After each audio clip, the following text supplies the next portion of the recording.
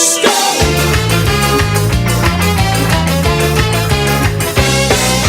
don't like your music. I don't like your style. Give away your cheap trick and wash away your smile. Oh, yeah. Drum Brigade Podcast, episode 19. Yeah. Wait, 19. 19. I mean, we're pooping them out. Okay, this is a little weird. We skipped a week. We skipped another week, Phil. It was my fault. We had the Dub Robot on, and then now we're just traveling in time. We never released episode 18. We got to finish our interview. Yeah, so some weird stuff happened on that interview. Phil had to go. Phil has issues because he's a new dad. He's a brand new dad. He doesn't I'm have not issues. a brand new dad. Oh yeah, he's a brand new. I'm an dad updated again. version. Yes. I just had a software update. Yes. I'm dad 2.0. Yes. So he had a doctor's appointment. We had to cut our interview short. We were going to continue and pretend like we didn't take a week break in between this interview. We just can't lie, though. But we just can't do that. The interview is just not going to happen. So we have to schedule our interview from last week for next week, hopefully, put them together and pretend like we didn't have 2 weeks in between that interview because Phil had to go to the doctor. So we had to break early. Sorry. This is episode 19. There was no episode 18, but 18's coming. It's weird. You're going to travel back in time and hear us a week ago talking, and then you're going to travel in time of us talking 2 weeks from now. I'm pretty sure it's Dub Robot's fault, though. It is Dub Robot's when it really fault. comes down to it. We straight teleported in that interview. Yeah. Anyways, that's why we're on episode. It went from 17, and now we're on episode 19. It's not our fault. Phil just had to have a baby. Dub Robot. It's Dub Robot's fault. We're here in the Beat Locker, beautiful San Diego, California. I'm Corey Kingston. Across from me, producing the show, holding it down, eating crackers. That was a carrot. Eating a carrot. Can you hear that? We got like a platter of like food. My wife brought out like spaghetti. She brought out a platter of like hummus. It's like a Mediterranean platter. It's amazing. Your wife's amazing. We got some tea up in here. We got cats running around. It's cool, man. Sitting across from me, producing the show, holding it down. Fantastic. Fundamental. Ooh. Philadelphia Funky Phil. What's up, Funky Phil? You're what's up? Yeah, it's another week. Episode 19. We're here, and it's now. It's the Drum Brigade Podcast. You can listen to this podcast on all kinds of different platforms. They're all there for you and your enjoyment. So you can listen to it on iTunes, on Stitcher, on SoundCloud, on TuneIn, YouTube, and drumbrigade.com. I'm not even going to talk about the web show, dude. I'm tired of talking about it. We need to just do it. We're gonna. Okay, we kind of have somewhat of what's the word? We kind of have a web show. Like our whole first season was done as a web show, but it wasn't really done like we wanted it to be done. We got some ideas. So we're building off of that. We're going to make that into a shorter show. Basically, okay, last season we had what we do right now. We're just talking in a microphone. We're sitting like two drummers talking about life. That was the web show. We're going to make it better. So right now we already have like lessons, 1-minute lessons, but we're going to have a lot of other stuff. We need to work on it though. We haven't put it together. We've been focusing on this show, the podcast, and Phil just had a baby. So just give us a break. I mean, come on. Yeah, we play a lot of gigs. Yeah, we're so busy. We're so busy.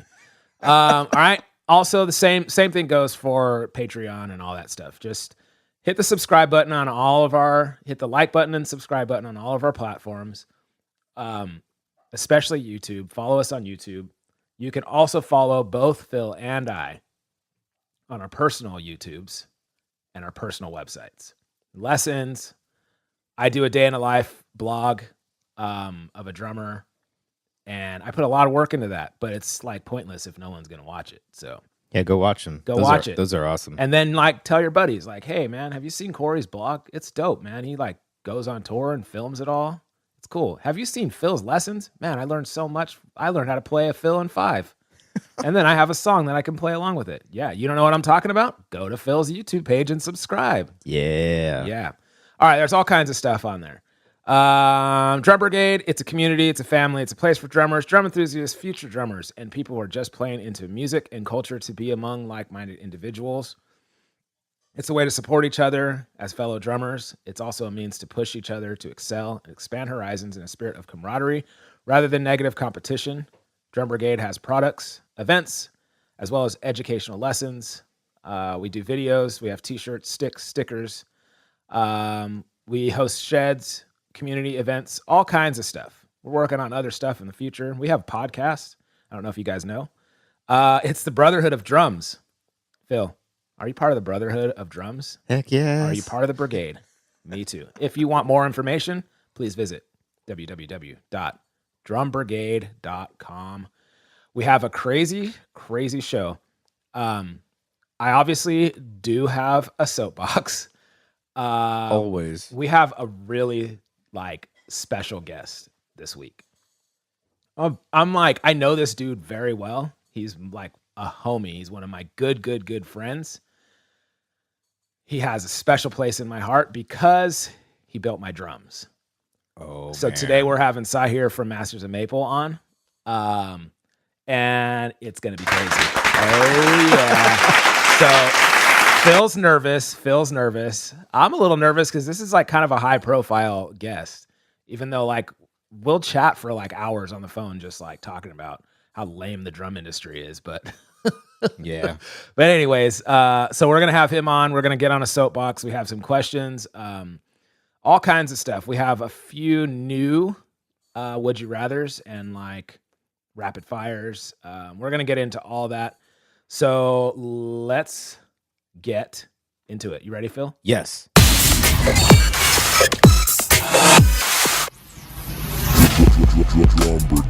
Oh yeah. How's the little guy, Phil? He's sleepy. Except for in the middle of the night. Yeah, he's hungry though. He's hungry. It's like a battle between sleep and eating. He's just trying to grow, dude. Sometimes he just wants to eat, not sleep, and then sometimes it's the opposite. Growing's hard work. Yeah, but very little other than that. He pretty much, that's all he wants to do. So he's not walking and playing drums yet. Not yet. I'm a little disappointed. Jeez, man. I mean, we started earlier than that, dude. Come on. What's wrong with your son, dude? That's cool. How was your week this week? You played a sub gig for me. I did. Thank you again dope. for that. I really enjoyed that. Cool. Yeah. How did it go? I didn't lose my gig, did I? I don't think so. Oh, man. No. I will be so mad at you if I lose that gig. No. No, it was really fun. It was definitely super nice guys, really great players, super mellow. Come from a famous family too, man. They're both really famous musicians. James, Phil sub for me. I play with Marcel East and James East, and Marcel. So James East is a famous bass player. He played with Sergio Mendes and Lionel Richie, and he's a high profile dude, solid bass player, really great. But he's the nicest dude ever, so humble, so nice. And he's Nathan East's brother. And then Marcel East is Nathan East's nephew and James East's nephew. And so, yeah, Phil subbed that gig. Did you wear a suit? I did. And I wear this hat. Yes. And several times people thought I was you, which is hilarious because you're 3 feet taller than me. What? Yeah. How is this even possible? Yeah. And you played the day before there, didn't you? I think so. Yeah. Someone was one of the people working there came up and was like, "Hey, good to see you again." And I was like, "Oh yeah." What do you mean? Oh my gosh. Phil's wearing a Brixton hat. That's why. So maybe it's just a Brixton hat and glasses and a suit. But I never wear a flat hat though. I always wear a brim or just my hair. Maybe they thought it was my curly hair. I don't know. Well, I don't know. Yeah, I wear a suit. I knew you told me they like to dress sharp. Yeah, so they do, man. They dress up. They do. That's cool. I'm not. Well, I am gonna see them all today. I have a session with them today. Oh, sweet. So that's cool. And then I have a showcase gig tonight, and I'll see Marcel on that one too. Yeah, I'm sure they'll tell you all the reasons I suck. No one ever does that. Like if they know, like I'm like, yeah, dude, hit my boy up, Phil. Like give him the gig. He'll do a good job. Like they're never gonna come up to me and be like, bro, your boy sucked. They'll do like the musician thing. If it goes like horribly sideways, they'll go, yeah, man, your guy's like he's a nice guy, man. Oh man. But they've never done that. They've just been like, I hope yeah, that it's cool. doesn't happen. I had fun. We had a lot of fun. Yeah. I think we got people dancing and stuff. It's a great gig, man. It's like so mellow, and I feel like you can work on stuff and you're not going to be judged. Like you can't just like blatantly mess up, but like I can work on like playing quiet, but executing like harder fills, like at a really low volume, you know? And like, I like dressing up in a suit and looking sharp and like feeling classy on a gig. Yeah. So did you play in La Jolla or in San Diego? La Jolla. La Jolla. That's the better one. It's awesome. Like you can see, I mean, the restaurant's right on the cliff. Yeah. Looking out at the ocean. Pretty sweet. That's dope. Did you play any other gigs this week? Yeah, I did like a Halloween one at Tin Roof, and some of my True Tones were still there. Wow. I left my True Tones there like a couple weeks ago, and I thought they were just going to be gone, but there were still a few of them there, and the case. So I got them. I got those back. That's cool. Then I did another gig yesterday. Then I played this morning for the dance school. Did you dress up as Star Wars on your Halloween gig? No, we were all like skeletons. We had face paint on, like crazy, like skull face paint. And dude, I won't do that. Nah, I'm just like, no. I mean, one, it's part of my beliefs, but like, I won't get into that. But like, two is like, nah, I'm good. I'm not the costume guy. You got to get somebody else to be a costume guy. Like. There's a couple gigs that I did years ago where I had to dress up as a pirate, and I was like not cool with that. My God, are there pictures? I want to see I don't think so. I put together my own pirate costume. So I like got old jeans and like zigzagged the bottom like to look like all rough, and then I wore like striped socks, and I had a do-rag on and a patch over my eye and an earring. God.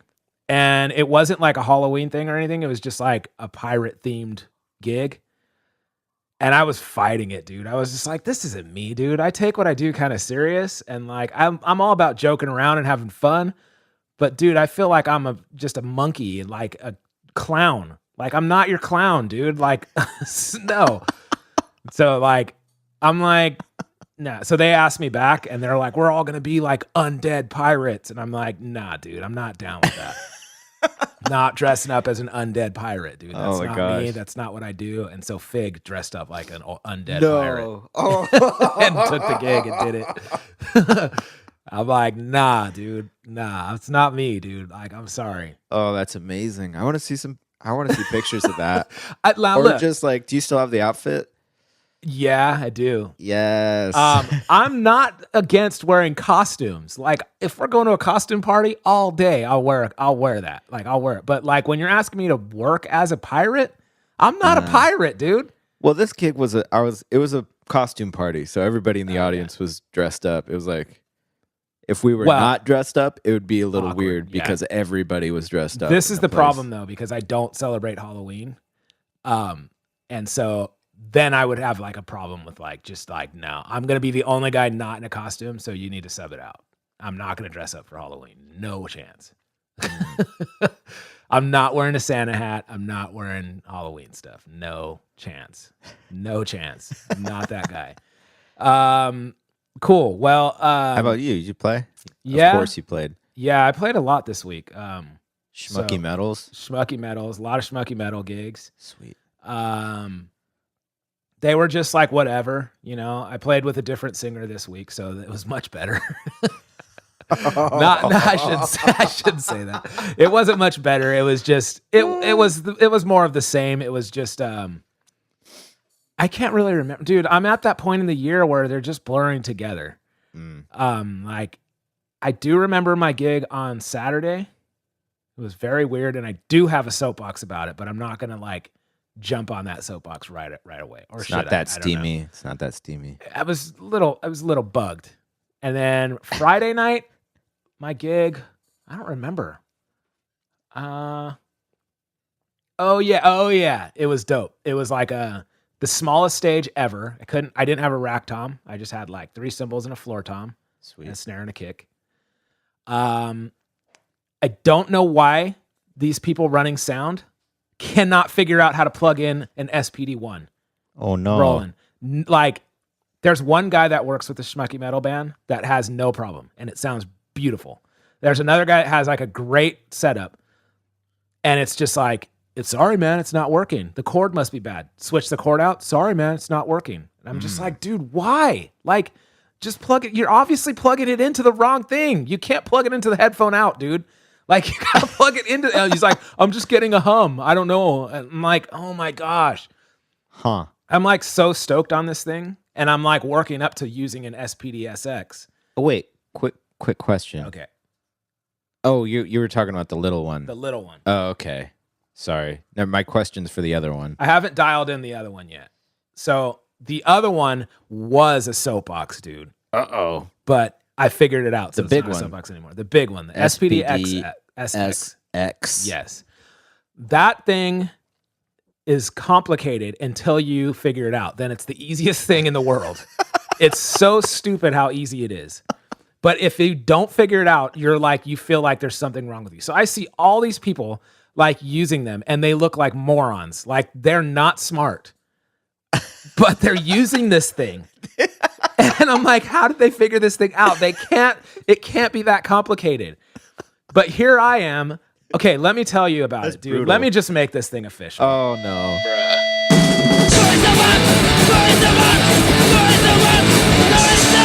We still got a few minutes. I ain't trying to hear that right now. We still got a few minutes before we bring on our guest. So this thing, dude, I'm so excited. I plug it in, put headphones on. It's like working. There's no buzz. I told you guys. Oh no, I didn't tell you guys last week because last week hasn't come out yet. Oh. So this was one of my soapbox last week. Time travel. Okay. It's crazy. Last episode that you guys heard, I got my SPD-S, the older one. Okay. Got done with the episode. I didn't even clean up any of our stuff or anything. I just ran over to this thing, plugged it in, put my headphones in, and it had this loud buzz, the whole time. Yeah. Couldn't use it. It was unusable. It was coming out of the out. It was coming out of the headphone jack. It was like it got wet, and now it had a messed up. Seemed like a power issue. Well, I did some research on it. Yeah. And other people have had this problem. One guy had this problem because he was using it and it started raining. He was doing an outdoor gig and he got all his drums put away, but then the SPD-S got rained on. And after that, it had the buzz. So he was an engineer. He took the thing apart and had to replace some of the circuits, some of the circuit board things. And then it worked. I don't know how to do that. I'm not an engineer. So this thing was a gift for me for my anniversary, right? So I tell the guy, hey man, maybe you could get your money back. It's not usable unless we want to pull it apart and replace circuit boards, which doesn't seem worth it. So he's like, dude, I'm going to do you one better. He's like, maybe we could just split the cost, or I offered to split the cost and we can just get a better one. So he got a brand new SPD-SX, the black one. the black one, and it's dope. So I was stoked, got it home, plugged it in.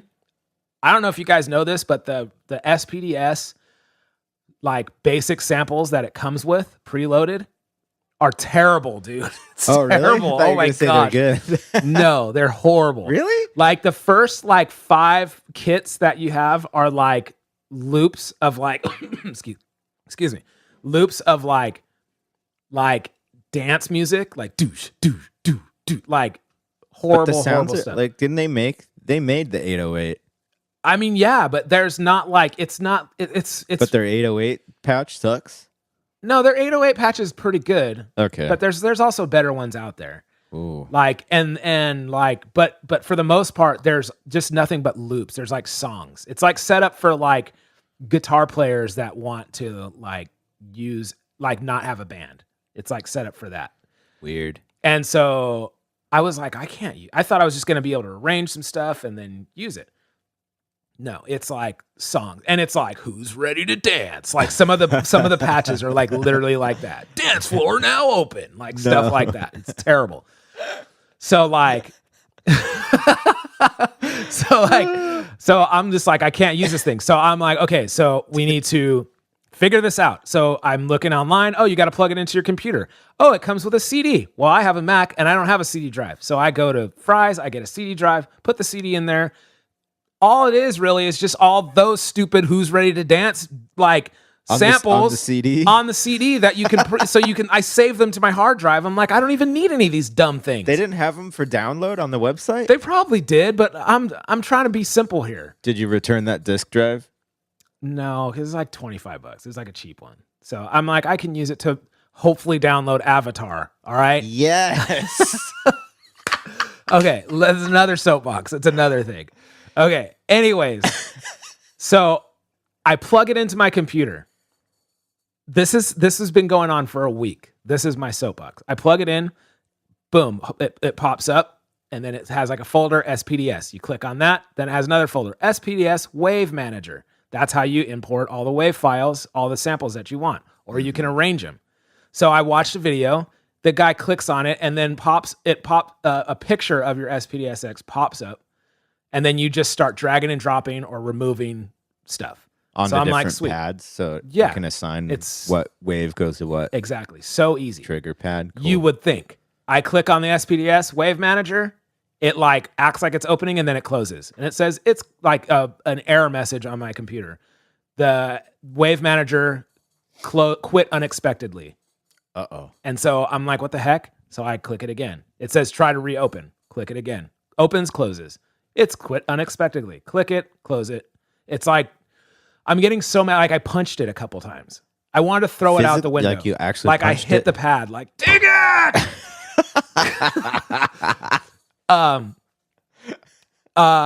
It's not working for a week. So I'm like, okay, it needs a new driver. Maybe it needs to update the driver. I look at the like what's being ran on the SPDS. It's the latest version. And it says, do not like download this if you have the latest version.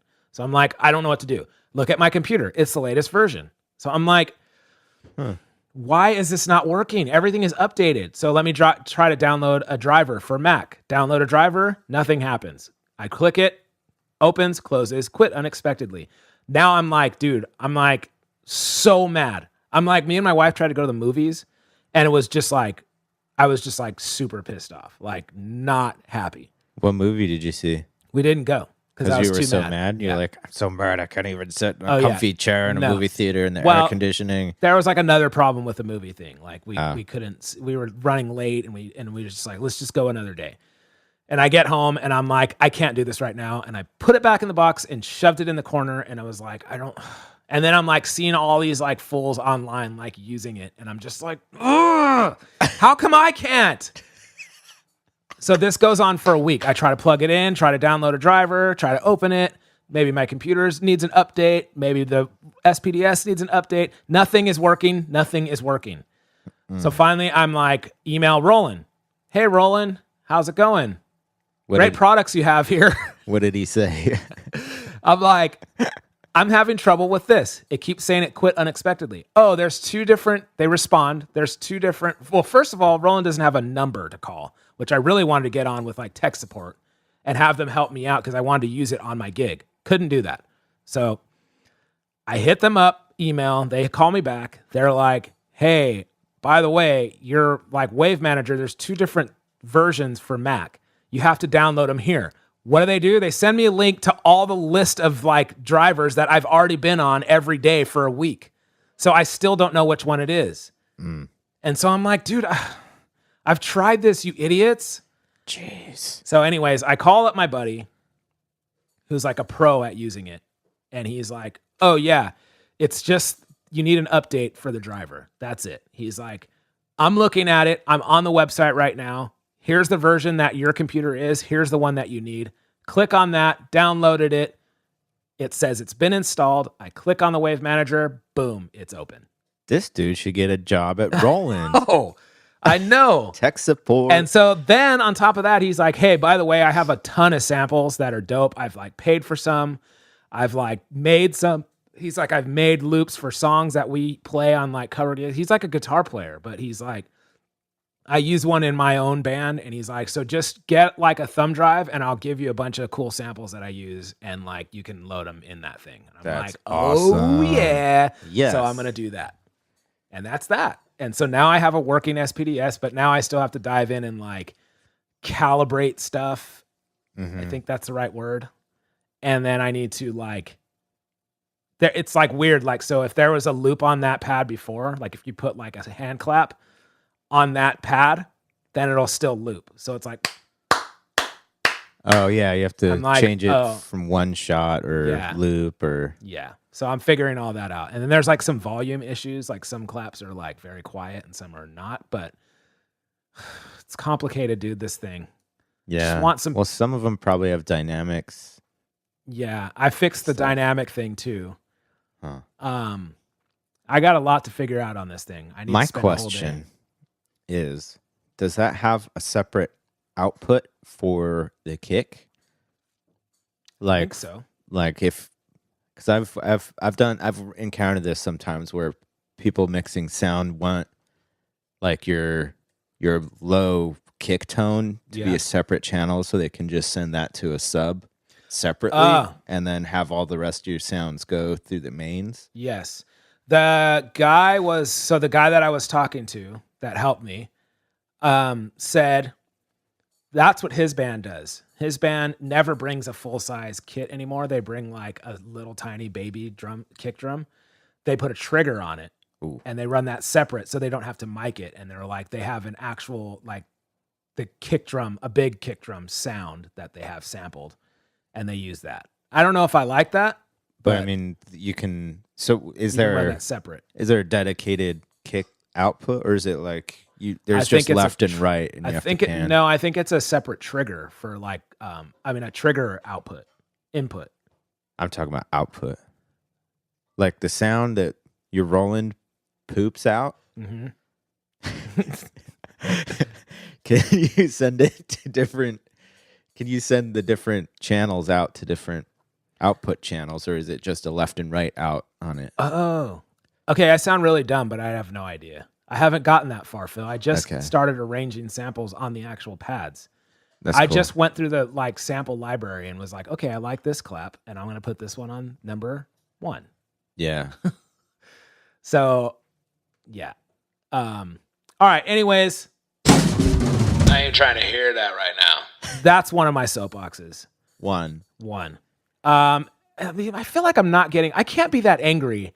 Like, I can't get like, what is wrong with you, Zildjian? I can't get that angry. I feel like at my beat locker, I feel like I can't get that angry because I can't yell. Then my wife's going to come in and be like, what's wrong with you? I need to get more angry though. I'm on soapboxes, man. Yeah. It's okay. I was really mad on my real soapbox. Yeah. I don't know if I can get into that today. We need to get our guest on. Yeah. All right. Anything else that we need to touch on our catch up? Wait. I finished my congas. Oh yeah, that's what I was going to ask you. I knew there was something else. Oh yeah. Those things look amazing. It was a lot of work, but it was worth it. They look amazing and they sound amazing. Dude, I didn't see the before pictures, which I want to see, but first of all, I didn't know that you made the metal bands. Yeah. Straight made those mugs. Yeah. You straight stained this thing. You sanded it down with a belt sander. Mm-hmm. Then I redid the edges too. They were horrible. You're a drum builder. No. Well, I repaired them. You are now on the edge drums. No. You straight up took animal skins and then made like, I don't know why when you said animal skins, I was expecting like cowhide. Yeah. No. But these have logos on them and everything. Yeah, I ended up getting the ones from LP. They call them flat skins, and it's just a big round disc of skin that they use for making all their heads. Wow. So they have the logo in the center of them. Okay. And that's handy for centering it on the drum when you're making it. And Yeah. So you had to like cut it with scissors? it's a bit of a process. You have to like soak it. You have to soak them overnight for 8 or 9 hours. Wow. And then there's a metal hoop inside the head that you can't see usually because the hide is folded around that. Yeah. And then you put it on your drum, and then you put on your counter hoop. Yeah. And you have to like tension it just right and get it so it looks situated and even. Yeah. And then you trim off the extra. How the along the heck edge. do you? I get it. And then you have some dog treats after Oh. with the extras. They can eat that? Yeah, it's just like a rawhide. I mean, a lot of people are like, "Oh, don't feed your dog rawhide or anything." But Why not? That's what Well, they eat. it like swells up. That's one of the things when you get the heads when you soak it overnight, you see how much they expand. They probably almost doubled in thickness Wow. from the amount of water it absorbs. So that happens in a dog's tummy when Wow. they eat it. Yeah. So that's why, like, if you let your dog eat like a huge amount of rawhide, yeah, it's gonna mess them Yeah. up. But I just let her have a little bit at a time.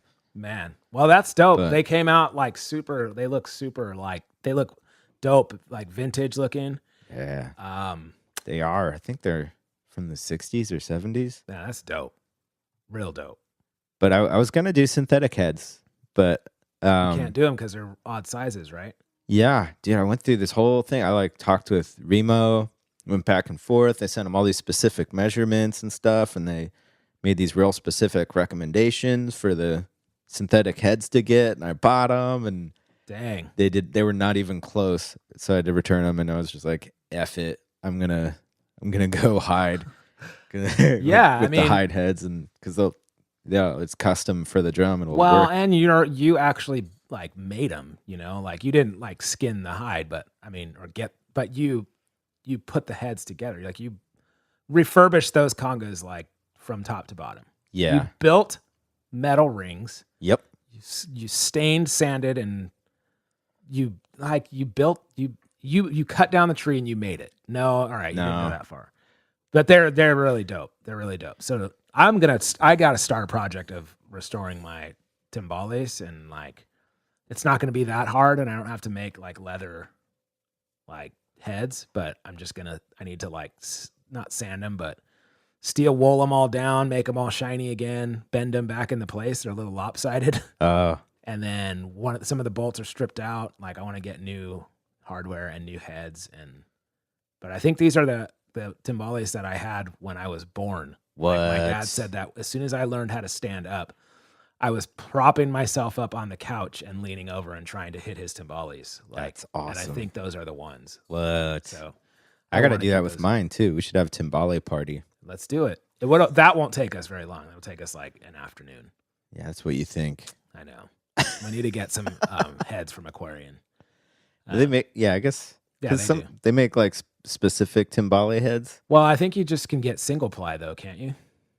Yeah, I feel like they're usually You just want, pretty thin, and they're like not.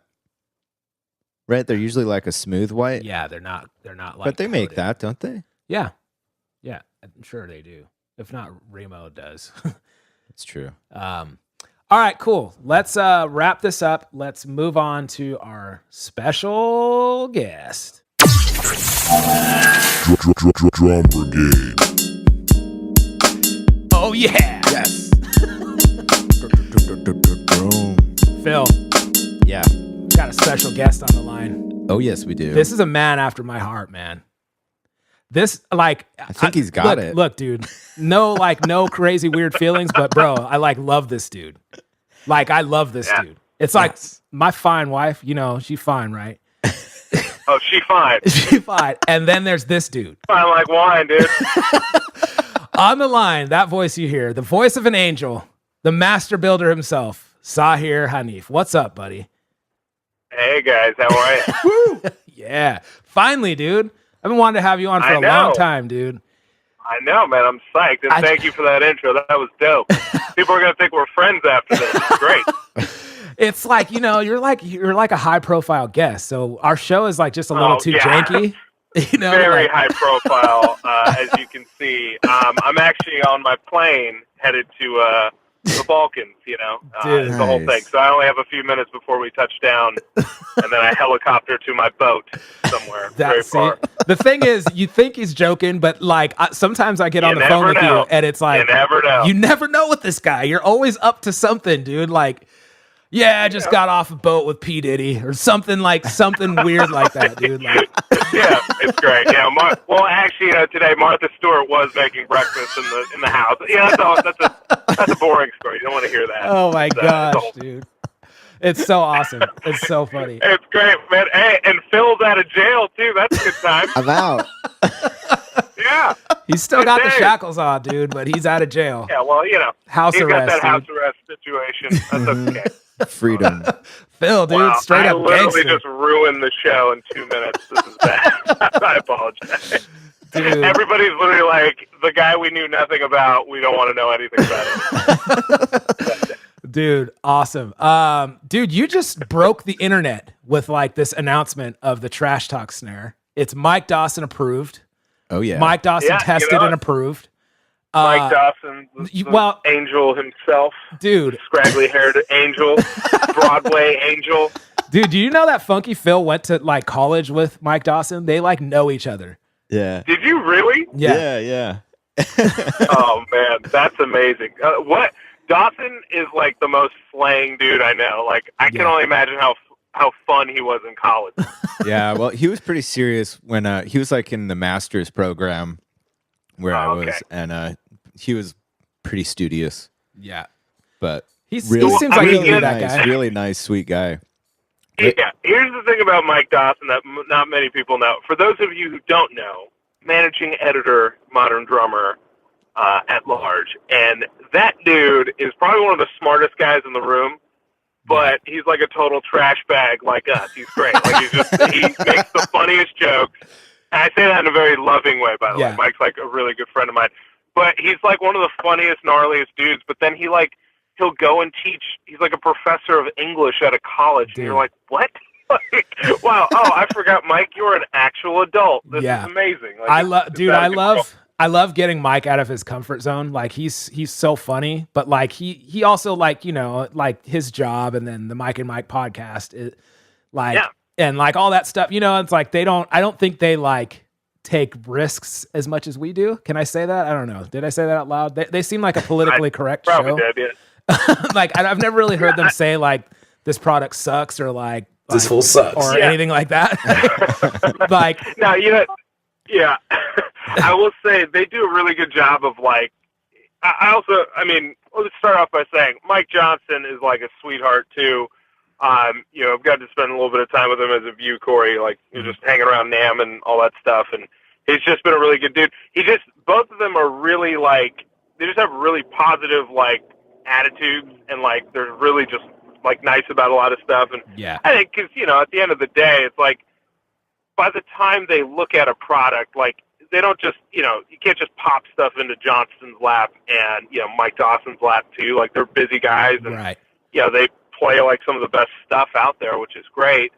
So I think by the time they've seen something, like it's kind of been weeded through, and companies have had a chance to like revise stuff and make it a little bit better. But I also think too, Mike's genius is that both of them, but namely Dawson's genius and real nice part about him is like he can always find something good about a product that he reviews because he plays so much stuff, plays so many different styles. I mean, he's subbing for like Carter on Broadway gigs now, but he's still playing.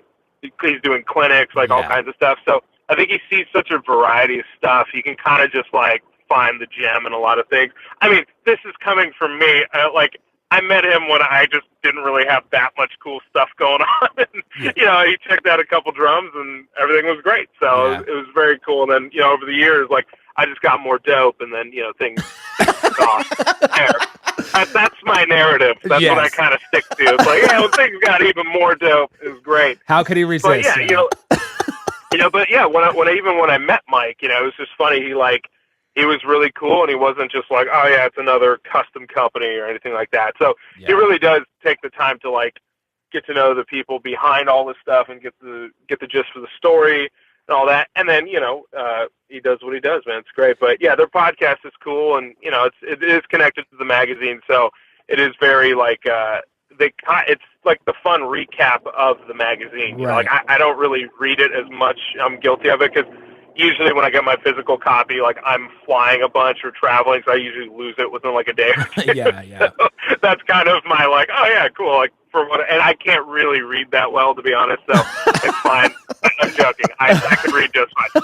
But I hate reading sometimes. So I was like, I just podcast that baby up. I actually ripped 2 episodes on my flight yesterday. So that's cool. So it's good. Yeah, he's funny, man. I love making him feel like out of his comfort zone. Like sometimes, or maybe I'm not, but he can like give it right back to you, like, and make you feel even more uncomfortable than you were trying to make him feel. It's so funny, dude. Yeah, you can't win with that guy. He's the master. I tried, I went in a little too hard, like trying to interview him at NAMM show last year, and I had like a couple beers, so I was like feeling pretty confident.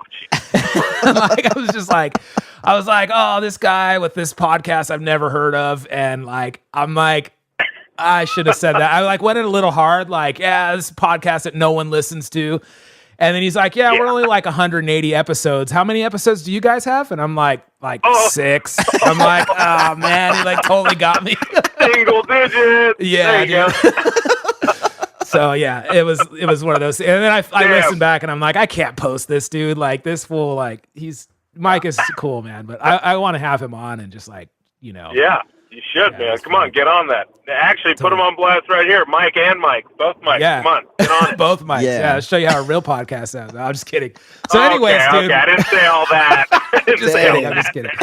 Get out of here, man. Okay, so you broke the internet. What I was getting at is you broke the internet with this new snare dropping the end of Thanksgiving. What is it? Black Friday. Yeah, Black Friday. Yeah. Why's it got to be Black Friday, bro? Just kidding. Oh, come on, dude. You can't get into that. Come on. Dude, so we should have it. You know what? That's actually a good point. We're gonna call it non-committal Friday. Non-committal Friday, yeah. That way it encompasses everything. It's nothing. It's just whatever you are Friday. Non-committal, dude. Let's just call it a Friday. It's dropping on a Friday, okay? Dude, this snare drum, dude. First, well, just tell us about it. So it's built off of it's an aluminum solid snare, 6 lug. Yeah. So basically it's a seamless aluminum snare drum, and the idea was. And first of all, I will say, very sweet of you to say we broke the internet. I think our website just was broken because there was a crazy amount of traffic. So yeah. I don't think we Kim Kardashian'd it. Hopefully one day. In the drum world, though, in the drum world, that's called breaking the internet, my friend. I don't even think we did that, but that's cool. I'll roll with it. Appreciate that. But basically, it's there's 2 sizes. So it's a 5x14. So it's a little bit different than the 5.5 that's traditional, and then a 6.5x14. And the reason we did the 5 is just because it sounded just right. We prototyped this thing out. This was, Corey can attest to this. Phil, obviously, I know. We don't talk much because, those collect calls to jail are just a little expensive for me. Essentially, this is like a year for us of just putting it all together. And because most people just say like, oh yeah, cool, whatever. It's this aluminum drum. Everybody's doing that now. And sure, maybe they are. I'm not really aware of that. But, people have been doing aluminum snares for a long time. But what I wanted to do with this was we wanted just like an old school, like acrylite kind of sounding drum. For people that are familiar with our products, some of you that aren't, we have a lot of more expensive drums. So it's like the bell brass is like $2,500, but we haven't been able to make those. Yeah, it's a pretty penny for sure. Yeah, but if you play it, it's like, it's a monster. It's great. Last 2 years ago at NAMM, we did that Brazilian bell, which was Brazilian rosewood and a bell brass core with like carbon fiber hoops, and that was like $3,000. So it was That's just like, or 35, you know. So hey, wait, is that it's the like, one? you know, Is that the one that what's his name got shut down for playing? yeah, poor Gerald Hayward. Gerald Hayward is playing it at the booth, and the noise police comes by, and they're like, "I don't care who you are, get off the drums." Yeah, and I'm like, he plays with Chris Brown. Come on, he's the man. Bro, he knows Beyonce. Get out of here, dude. Terrible. But yeah, that's the thing. It's like we have drums, you know, like a $3,500 price point, a $2,500 price point. I mean, they're worth it, but you know, some people can't swing that. And I just wanted a drum, like, you know, Corey and I talk a lot, just about, you know, life stuff and all this. And we kind of came to a point where I was like, you know what? I kind of want to make a drum, and you know, excuse my French, like I kind of want to make a drum that was like a piece of shit that you weren't like that precious about, but that sounded really good. Yes. And that shit was so unassuming that people would just be like, man, like I didn't think that thing was going to sound like that, because that's what you typically get with like an Acrolite or a Superphonic or like, you know, those great drums. Yeah. But, you know, I just wanted something to round out our sound offering, basically, too. Dude, we have the Bell Brass, we have the Black Ugly, like, which is our version of the Black Beauty and all that stuff. So I just needed something basically like the next step, essentially, I guess, if you want to say. So we came up with that, but it needed to be a little bit different. I can't just put something out that's just like, you know, a 10-lug aluminum drum and same badge, call it a day. We really just want to shake things up. So the shell is seamless aluminum, and it being seamless, it's not rolled or welded, or it's not, you know, it's basically drawn out of a single piece. But with that, you get like more of a pure snare sound. And then I kind of took it a step further. You know, I work in the studio a lot, teching on records, and, you know, obviously no shortage of drums in my life. And I really love the way 6-lug drums sounded. So we ended up just going for that. You know, when you have 10 lugs on a drum, that's kind of when things can like wonk out. You get an overtone, things aren't as even. You're almost tuning like the head and the hoop, whereas 6-lug is, you know, the pressure points are a little bit more dissipated, and then you're tuning more of the shell, so you kind of get that sound. And that was the other thing too. Like, I just wanted a drum that was super easy, not many bells and whistles, looked nice, obviously sounded good, but just something that you really didn't have to think about too much. And it's really light too, so you're almost just kind of like, what is this thing? Yeah. It's almost like it feels like a toy. But the other thing is too, is that, you know, there's a lot of, you know, for lack of a better term, like brand snobs. So even though we'd bring in a drum that was really cool and nice, but people would be like, it's one of yours, or it's like a newer drum, like, you know, it doesn't have the old vibe, man. It's just like, okay, that's fine. So the idea was like, why don't we just call this thing, you know, eventually it turned into like, you know, aluminum's a little bit of a trashier sounding drum. And I was like, people are going to talk shit about this thing anyways, because, you know, true fashion, like, it takes us a while to roll some stuff out. And we were kind of quiet the last year or so. And that was on purpose, because we've got a couple more things in development right now. And I knew the second we put this thing out, people were going to talk and be like, that's it. So that's why we called it Trash Talk. So we just kind of loved it. And it just stuck, and it kind of suits it to where it is a little bit of a kiss to the name, but it's also a little bit of a wink to everybody that's going to see it and be like, this thing's going to suck. And then all of a sudden they hear it. They're like, oh, man. Okay, great. so I have a couple of things to say about this. First of all, like, I love the idea of that. Like, okay, first of all, what it's made out of, you know, like aluminum snares. I love aluminum snares. Phil plays an aluminum snare that's like, it sounds incredible. It's just that aluminum snares have a sound. Yeah, absolutely. I mean, there's a reason why like the Acrolite has been like one of the most recorded snare drums in history. Yeah. You know? And, absolutely. So that, I mean, I feel like it's only natural, like to put out something like that. You know, I'm a little bit biased because I play your drums, like I'm one of your artists, and like, so I mean, I'm gonna love it no matter what. But for the public, well, hold on 1 second. That's in your contract. Okay? Don't make me bring that up again. Okay? I have to say that. It's a 30-page endorsement contract here. I got legal on the line right now. We're making sure you hit all your marks. Dude, the one thing, like, so you told me about this snare dropping like probably a year ago or more, you know, like and I've been waiting, but it doesn't it came out and it was like, it's not what I thought, but it's like kind of better. Like the badge on it, the logo on it is not like your standard like M logo or like your vintage, you know, classic logo that's like on my drums. It's like a whole, it has its own thing, like with the lips and stuff. That's so dope. Thank you, man. And then M on the tooth.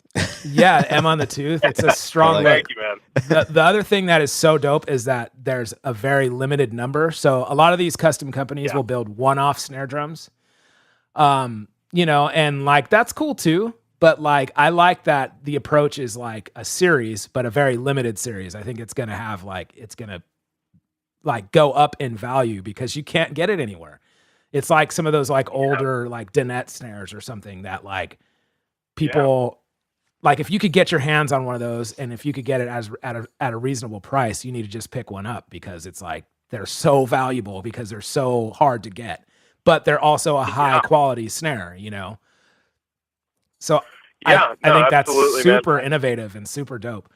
The other thing though that is like funny to me is like everything that you guys do, man, like it takes me like having to explain to people or like maybe not. It's like, so when you guys release this one, it's like the trash talk snare, mediocre at best, the tagline. When I like signed on as an endorsee of Masters of Maple, the like tagline was the most hated drum company.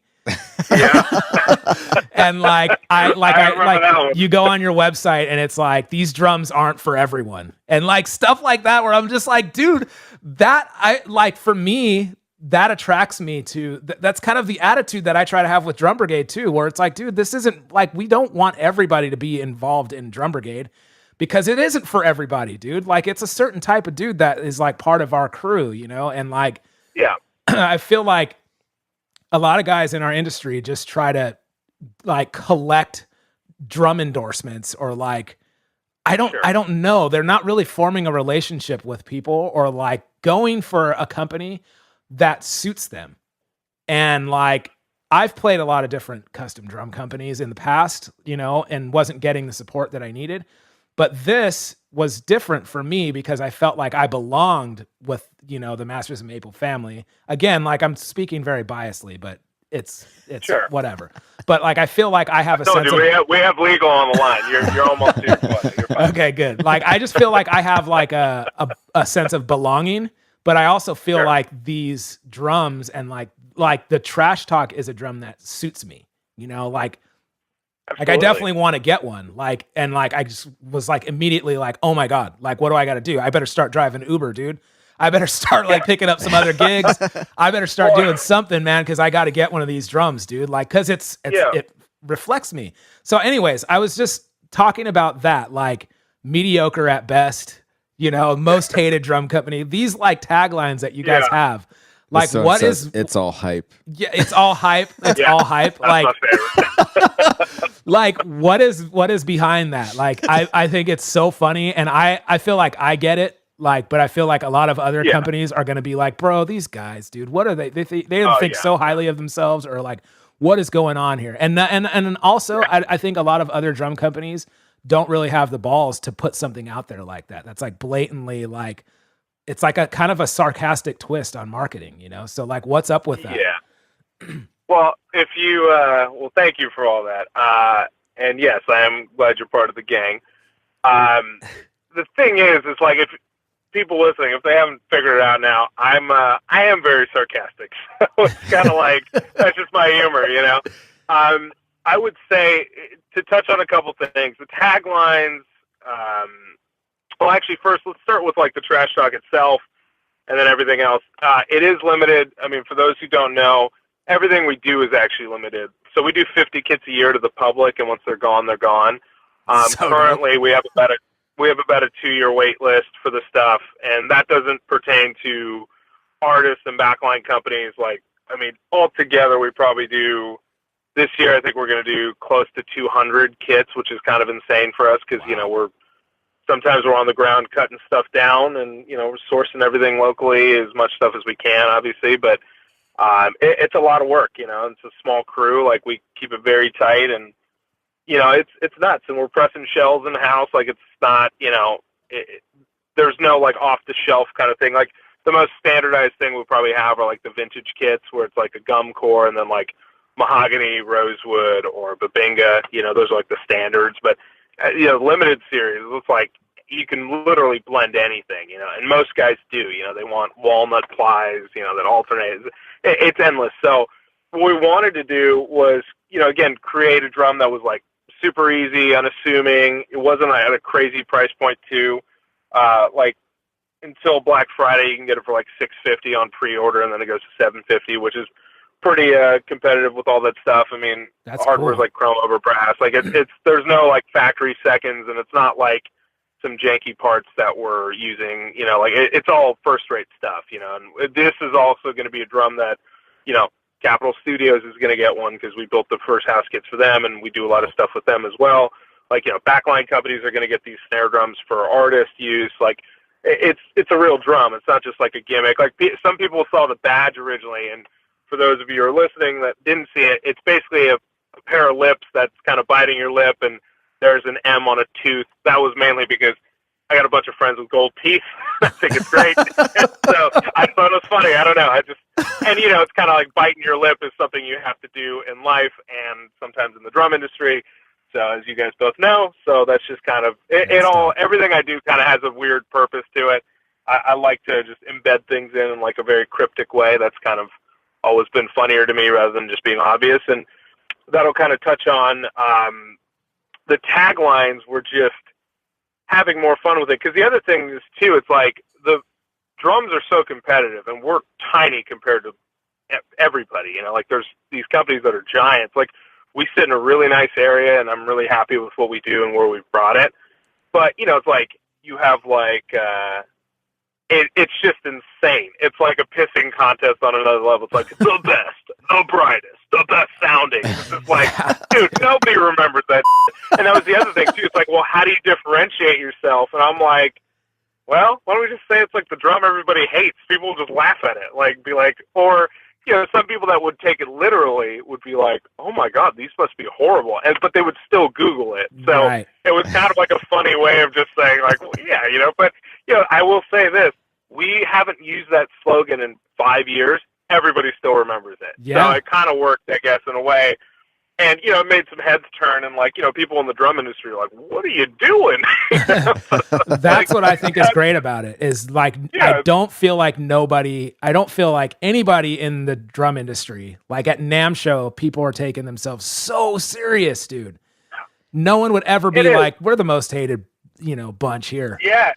And it was pretty, we got a lot. I mean, man, I got so much for it the first year. It was incredible. Like, it was just like, oh boy, people were just really like, man, whatever. And then some guys would be like, I don't get it, man. You make good drums. You're like a cool dude. Like, why is this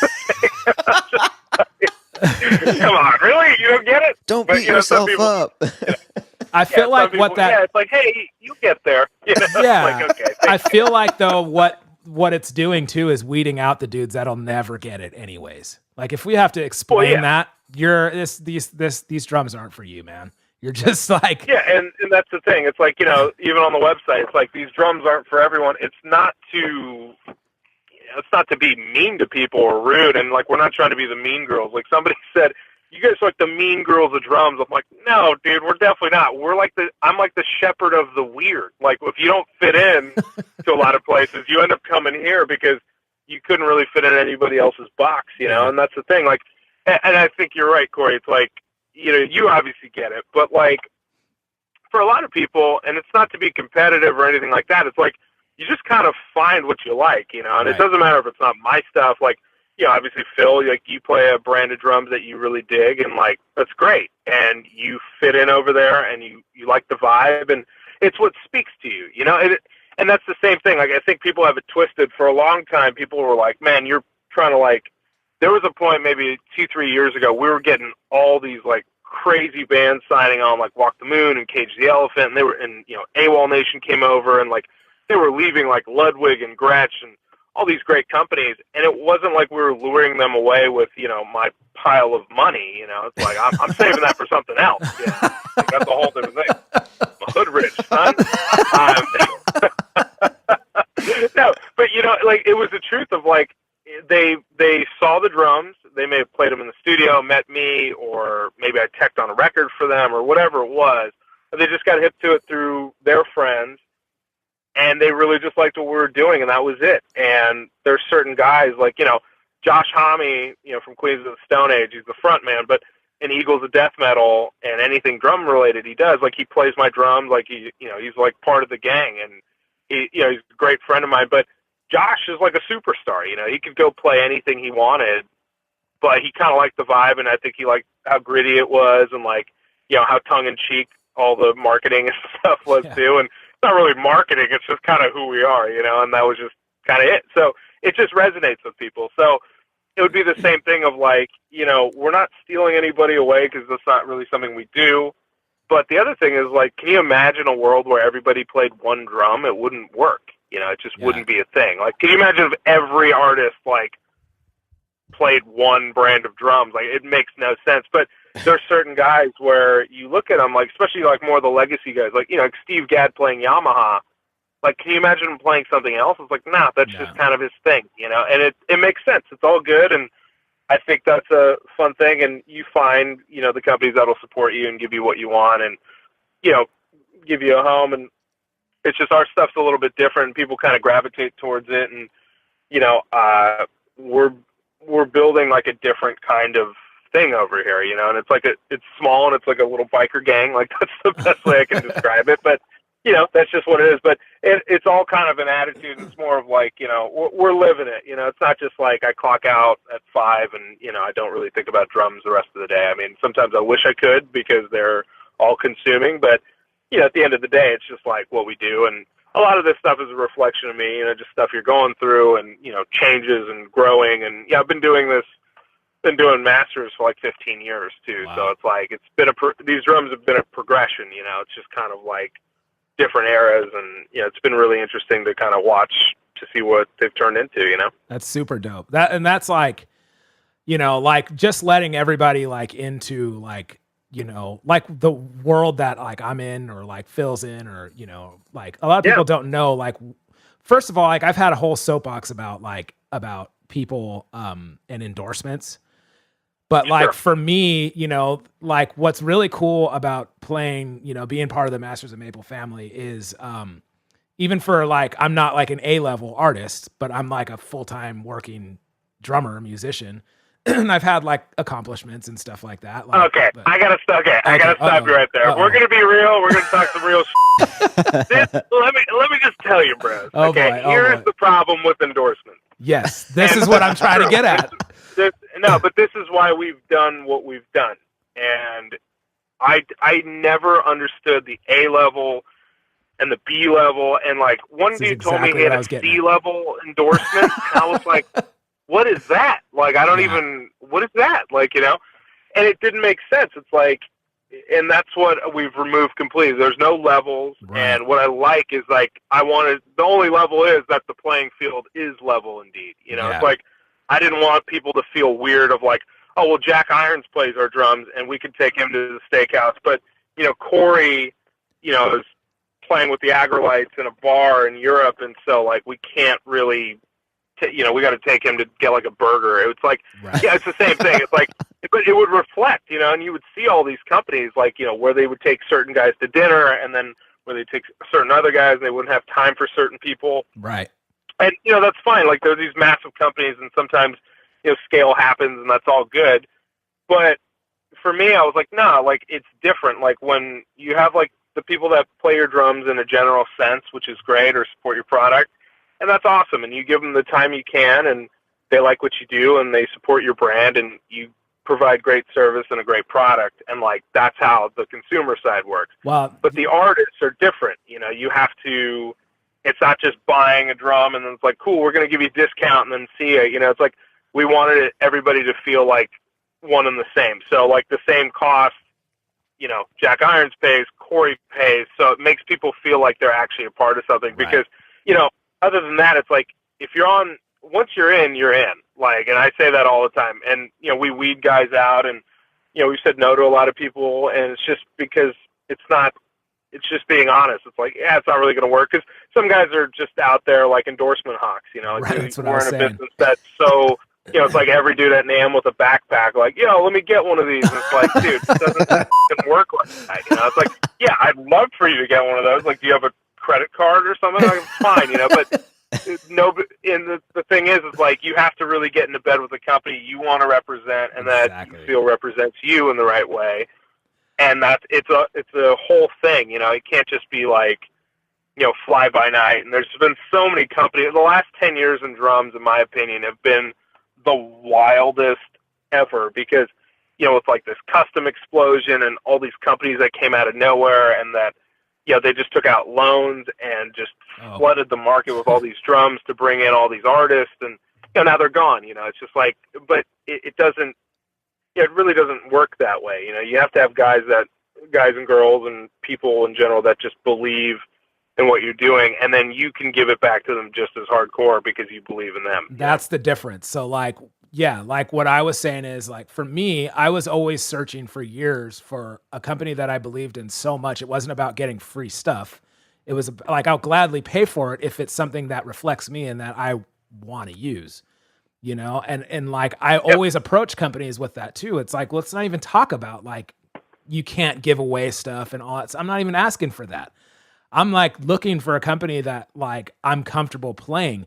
And that's like, you know, like I said, like I was playing other drums, and like, but what sparked my interest is like, I get treated the same way that any of Josh Ham gets treated, or Hami, I mean, gets treated, or like, like Jack Irons or any of these other guys. It's like, I don't actually have anybody like teching for me, or like, but like, if I hit you up and I'm like, yo, Sai, like I need to get like some stuff, like my calls get answered or my emails get answered, and then like the product is delivered, you know what I mean? And it's there. And if it's not, I know there's either something like on back order. It's not an issue of me not being an A-level guy.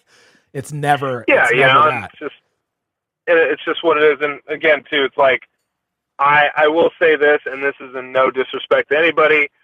I saw how everybody else did it, or everybody else was doing it, and then I just felt like, okay, cool, like that's how the model is. Like, I want to do it this way because, you know, that's just how I feel would be better, and I'd feel better doing it. And it's, again, this isn't any pot shot at any of these companies. Like, these companies are dealing with things that are beyond like what we do, but at the same time, it's like, if you want to build a strong, it's not even building a roster. It's like, you want to build community and like a thing, then, you know, buckle down and do it. But you know, it's not for everybody either. Like, some people don't want that. You know, they just want people that are on pop gigs for a minute. And, you know, the age we live in is unfortunate sometimes because it's just a photo op and, you know, what's hot right now. But at the same time, like, we don't really have people like that. You know, we have a lot of the people who've been on the roster have been on the roster for a long time. And the hope is that you invest in them, they invest in you,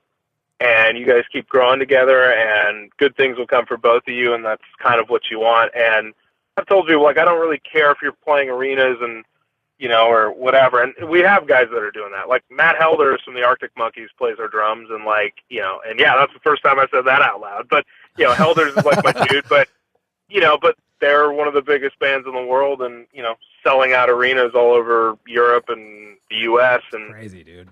And it's all good. But again, like, you know, you might get a call next week, Corey, like, hey, we're going to make some tacos at the shop. Like, Helders is going to be there to come hang out, you know, and you've been to the NAMM house and you've been to the photo shoots. Like, there's no separation for us. You know, we don't like doing that. It's like, oh, you can't meet Jack, or, you know, it's like, no, dude, like, you were hanging out with the Iron Man eating Subway. Like, it's great. That's what I'm saying. That's the difference. I feel like from a lot of other companies that I've worked with, that like, it's not just about building a roster of guys that are using your products and just showing your stuff. It's like guys that fit with your brand and your image and like get it, and it all works. And then the proof is in, like, when there are those like parties or photo shoots or whatever, everybody is like kind of off the same tree, man. Like, everybody kind of gets along, and everybody's just like down with each other because it's all the same. It's not just a bunch of guys, and the only thing we have in common is that we're drummers. I mean, we're all very different drummers, but it's like we're all kind of, dude, Channing Holmes and me, like we kind of do a lot of the same type of gigs. But then you got like other dudes like Matt Champagne and like Jack Irons and like all these other guys that are just completely different, like, but it's like all works together because we're all like kind of similar dudes and like, we're all part of that gang. It's dope, dude. You're doing something cool. Well, thank you, man. I'm glad. I will say this: if you're not funny, though, you're not getting in the game. That's the one thing. Like everybody's hilarious. Like it's like the player hater's ball, man. It's out of control. I love it. Okay, I have one more serious question for you, and then we're gonna jump into question Q&A, rapid fire, and would you rather. We'll do a few if you can. All right, this is the age-old question, man, and I hope you don't take this the wrong way, but you gotta spell this out for everybody and their mothers, so they can all shut up and stop asking me. Okay. Your shells. Who builds them, Sahir? Who builds your shells? Here's what we do. We usually wait for them to fall off a truck going to some major drum company and make the same stuff, and we just shuffle them into our shop. Yes. Throw it together. Now, man, it's to answer your question very blatantly, we build them in house. We press them here, and that's a question that back in the day I used to get kind of like chapped about because it was a sensitive thing because like we spent all this money on shell equipment and it's like a lifelong commitment. You can't just really just pick up. It's a lot of money. That sounds good. Like. Yeah, it's a ton of money, and like we have the same presses like that are on par with like DW or like a Tama or a Pearl and all that stuff. And it's a very cool club to be in, and it's a very expensive club to join. I'll tell you that. But we do that mainly because people think it's like a talking point, and to the effect, some people have said, "Oh yeah, it's going to be great marketing to make your own shells," and it's like that's actually borderline offensive because it really is like a lifelong passion and obsession with me. Actually a compulsion with me because I'm constantly obsessing about like the cuts of wood we can get, and it really is an all-encompassing thing. So we do press them here, and like I was saying, back when we first started doing that on like the bigger, the nicer machines and stuff, like I was making them in barrel mold and like the most ghetto ways you can think of because people need to remember I started doing this before YouTube existed. Like there wasn't. Drums were very secretive, and they still are in a way because it's such a small. It's a really small pool when you think about like who makes what for who, and that's fine. And being on the other side, whether it be consulting for companies, and because I don't really have the, we're not making cymbal hardware or like stands and all that stuff. So I consult for a few different companies, and I consult for companies overseas as well, in like China and Hong Kong and Taiwan, and I help roll out this stuff. But the real thing is that when you first started doing all this stuff, you would see like the pool is really small of who makes what. And then, like eventually once I started figuring out like how to connect dots and, then you just realize like, man, people aren't really giving up secrets. Like it wasn't like, and there weren't really secrets. It's like, you just have to put the work in, So before YouTube, like how to make drum shells, which that's a video on YouTube, which is amazing. Put in rad 15 years ago to have that. But, in the beginning, we started using Keller stuff, and it was fine, and I don't think they make bad stuff at all. It's just, even though the company is called Masters of Maple, like, we haven't done a maple kit in probably a couple of years because there's just so much other stuff, and that's the main thing. Like, it's not a talking point. It's not marketing. It's a sound thing, Like, sometimes mahogany is just better for what the person wants, and that's what we have to do. But, yeah, man, I mean, people always like to poke and just say, well, like, who makes your shells? And guys that have, like, seen the shop, too, are like, well, yeah, it's like, okay, which is fine. I used to get annoyed by it. Yeah. But some people just don't know, man. I mean, dude, some people don't even know DW makes their own shells. And it's just like, wait, what? Like, no, I've heard so many different... I've heard so many different like snide like little remarks from all kinds of people, other builders, and other stuff that where they're like, I don't know, like I don't believe it, like nobody really does that these days, like and I've had people like when you have the Brazilian rosewood kit at NAMM, like people go, that's not really Brazilian rosewood, and I'm like, no, look inside. Well, it's a veneer, and I'm like, no, look inside. And they're Well, like, no, yeah. no, you can't get that stuff. No, you can't. There's no way. It's impossible. And I'm like, dude, I don't know. I didn't make them. I'm just telling you what they are, dude. Like, My favorite is, I like saying this, no, you can't get it. I got it. So it's fine. No, you know what, though?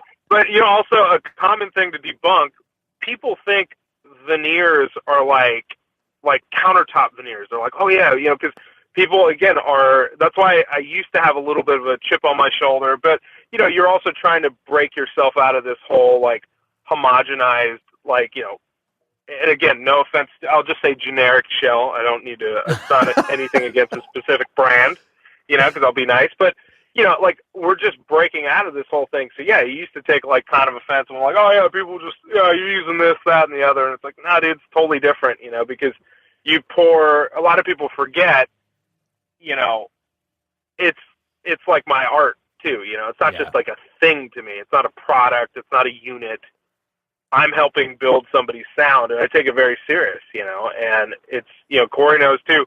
I'll respond to emails at 4:30 in the morning because I'm on the phone with a dude trying to get a mahogany log down in God knows where, or, middle of nowhere in Asia and trying to buy this tree because it's going to be the perfect thing for this project, so it's just one of those things, man. But I think, to be fair, a lot of people just don't know any better, so they think like, oh yeah, it's just a veneer. It's like, well, yeah, all ply drum shells are just a bunch of veneers that are glued together. So that's the way, the thing is too, when I first started, I had to dumb it down like that. I'm like, oh yeah, we're literally just making wooden circles out of veneer.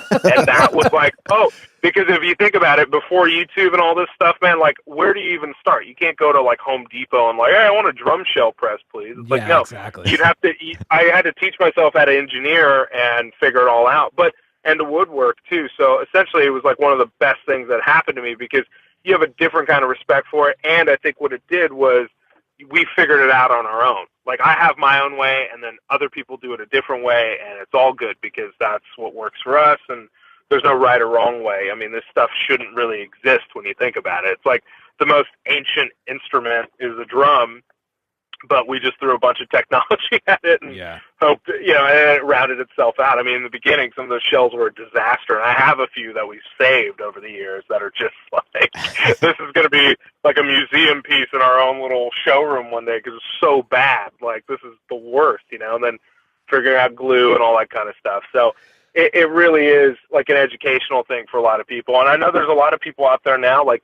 making their own shells, and I think it's a good thing. It drives things ahead, and it doesn't matter if it's, some of these presses are, tens of thousands of dollars. It doesn't need to be that way. Like, I started out with like a steel, like, rolled casing that was like a metal form and a bunch of wood glue and a yoga ball, and that's how I figured out how to do it. A yoga ball? Dude. Yeah, dude. Well, because how else are you supposed to see the outside form? People forget. It's like, that's the easy part. The inside is the tricky part. How do you squeeze the glue out? And you have to keep the inside. The inside needs to be just as nice as the outside. So the only way I could think of it, it was like a, diesel. We tried a diesel airbag, and that destroyed the whole thing. And then a yoga ball or like an exercise ball that was a little bit thicker. That was the way to be like, okay, well, that'll squeeze all the stuff out. That's a good idea. I mean, it's a nightmare. I mean, we went forever, And the funny thing is too, it's still a progression. We're still formulating better glues. We're mixing up our own glues and like figuring that whole thing out constantly. And like, we've been making shells for probably, I want to say maybe 10 years now, which is crazy to think about it. And I feel like we're just scratching the surface of what we're capable of. And our machines are designed a little bit differently. So like, the inside temperature and the outside temperature can be adjusted, because you have to remember, like, when I first got into drums and like building shells, I realized like, some of these glues worked with maple, birch, and mahogany, which were the standards, but they worked really well together, and they kind of all cooked at the same temperature. And I was like, oh, okay, like, that makes sense. But then you get into like rosewoods and all that kind of stuff, and then you realize like, oh no, these are like totally different. They're just different animals.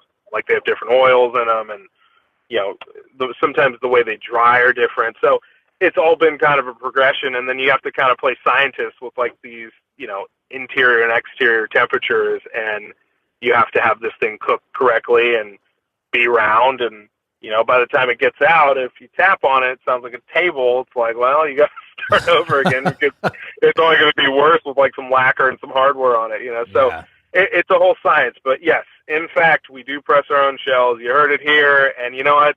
Anybody that doubts it, that's all good. You can come to the shop anytime you want to see it, and I would love to see you put your hand through a 28-inch shell press, and we'll call it a hologram and see how it goes. I don't care. Dude, that is dope. But what's funny though? It's like, remember when like that used to really bother you, and you're like, no, man, it's not true. Trust me, dude. Like, trust me. What? They built these are real custom drums. Trust me. Like, yeah, sure. It's like sometimes you just can't, there's nothing you can say to people. They're just, you can't win, but it's also people that they take the mentality of like, no, and, people think like we're, because the edgy things we say and the slogans and all that stuff. I'm like, dude, we're just having fun. Like, it's called playing drums, people. Like, you don't need to get that crazy about it. Like, and the thing is, too, like, I like other drums. Like, people think I have this thing about, like, we're the only drums. Like, no, are you kidding? Like, it's out of control. Chris Brady, Brady drums and Johnny Craviotto, those were like two of my really close friends, I'm like, those are people that I modeled my stuff after. And, Ron Dennett, I look up to him too. He's crazy. I love it. It's one of those things. It's like, I like drums too, as long as they sound good and they're nice and they're well made. I dig it, but I encourage it too. And you heard it first here, people. Like, I think it's great when people make their own shells, like people actually hit me up all the time. Small builders, guys that are like in their garage, kids that are tinkering with stuff, saying, hey, I did this. And, obviously I can't give them the whole ingredients to all the sauce, but I'll give them as many pointers as I can. I spend so much time with young guys that are trying to build to try and encourage it because I think it's needed. It drives things forward, and it's innovation, like anybody else that does otherwise. It's like, well, okay, cool. Like, I can understand like wanting to preserve what you have, but I think it's really cool. And there's so much more you can do with making your own shells and like making hardware and just crafting stuff. I think that's what it's all about. I'm obsessed with that. It's not just drums. Like, I build a lot of other stuff too. Like I build productions. I have a separate company that just does that, and we oversee a lot of stuff. But I just like building, and I think that's the best part. So I really do encourage all that kind of stuff, and I think it's super fun too. It's interesting to see what people come up with. It's the best part. Well, dude, the proof is in the passion. The proof is in the product, in my opinion. And like, dude, you guys, so like you did a few, like maybe a few months ago, was it the 180 Drums podcast?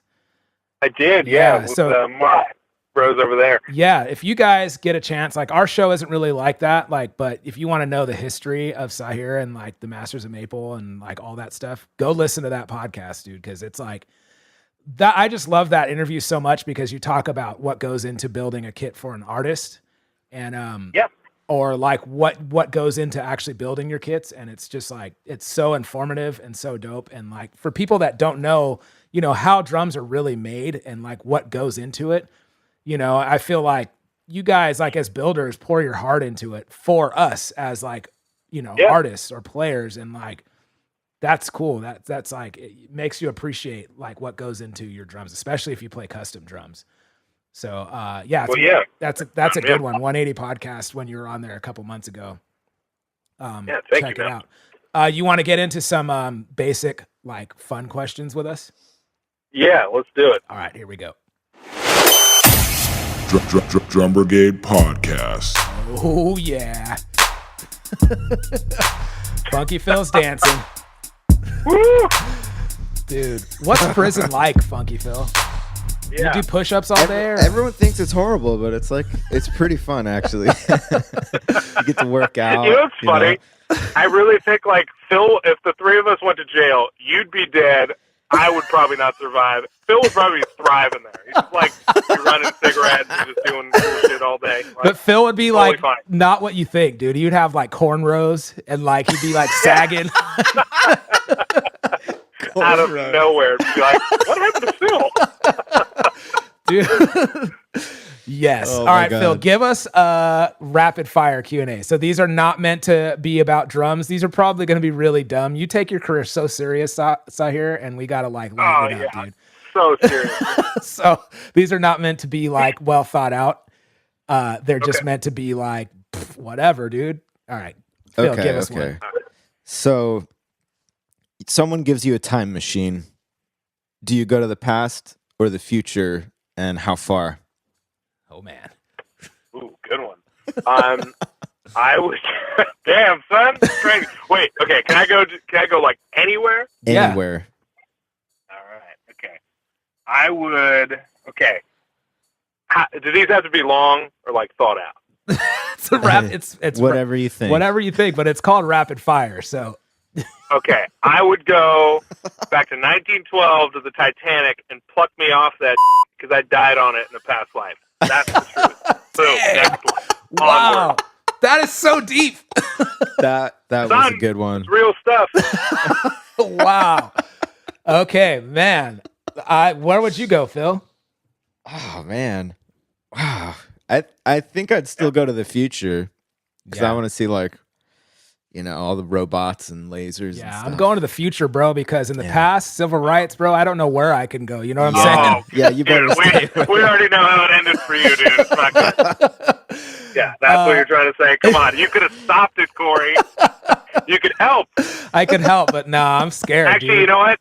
I can't even say that. I'll give you that because notice how I said I'd go back to 1912 to pluck myself off the ship. I Yeah. wouldn't go tell the guy, hey, there's an iceberg and save everybody Exactly, else. I just don't want to drown on that shit No, again. you're just taking there yourself, you go. dude. See, you learned Yeah, so much no, about people, dude. I'm jumping right on a boat, dude. Right onto those lifeboats. I'm stowing away.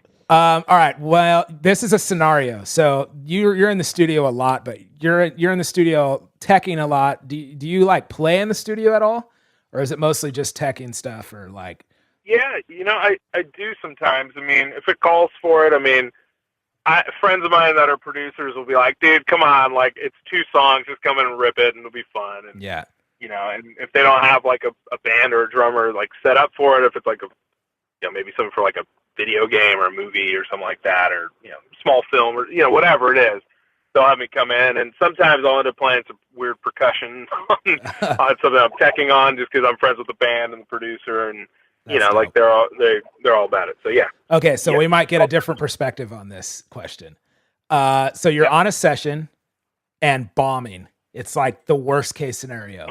Now, I want to get a perspective from either you playing and it's just going horrible, or the drummer that you're teching for is bombing, dude. It's like the worst. Yeah. What do you do? If I'm bombing and playing, I'm just laughing because I'm like, these guys were dumb enough to have me in. It serves you right.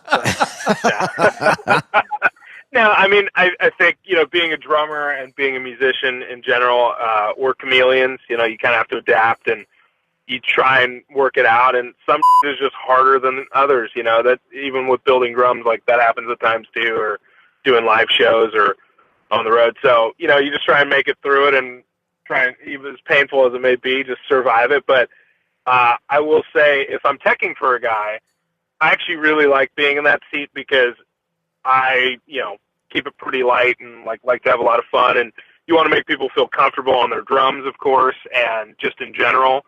And sometimes it's like, it'll be the drummer's brought in and I'm the drummer's guy or like his drum tech, and they haven't worked with the producer. So sometimes you're kind of like the icebreaker. So I think my favorite thing to do is just like tell some jokes, loosen it up. Oh, that's cool.